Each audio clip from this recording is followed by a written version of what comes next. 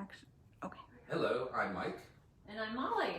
And welcome to another edition of Behind the Drywall. Yeah.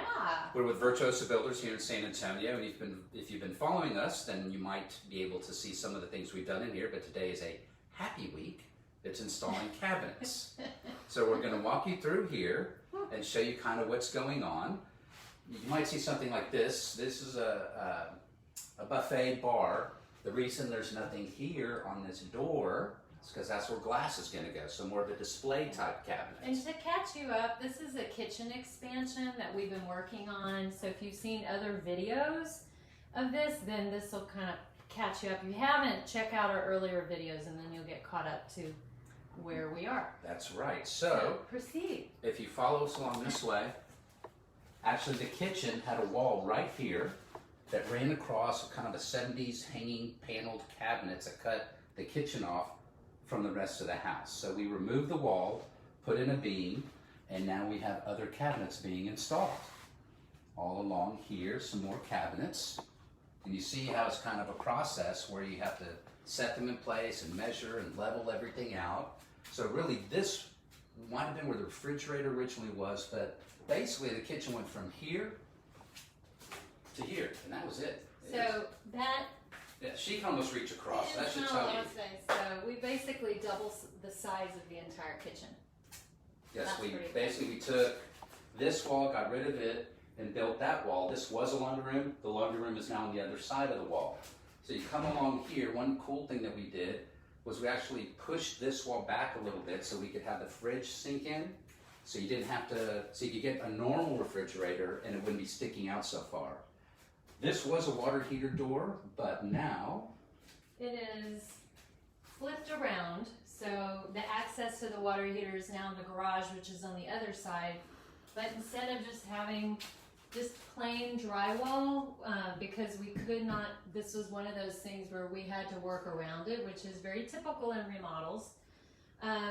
We all collectively thought it would be kind of fun to do a chalk wall.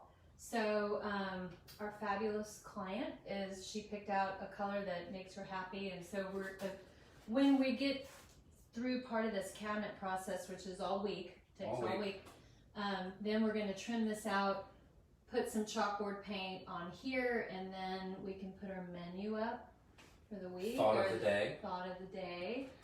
Saying of the day, or maybe a word that you don't know. Smiley face. So then that's going to be right there. That'll actually be a pantry, that blank space, but this was this actually was the garage, part of the garage, and now it's enclosed as part of the house, so this is actually the laundry room now. So full-size washer, full-size dryer, water softener, additional cabinets will go in there. Yeah. Right here will be our oven wall. Yeah. Anna, please. Well, and the thing about this is we have a thing about using all the space involved. So we've got the corner where we're using all access to the corner with the Lazy Susan that goes on both levels. And we're also using each corner area.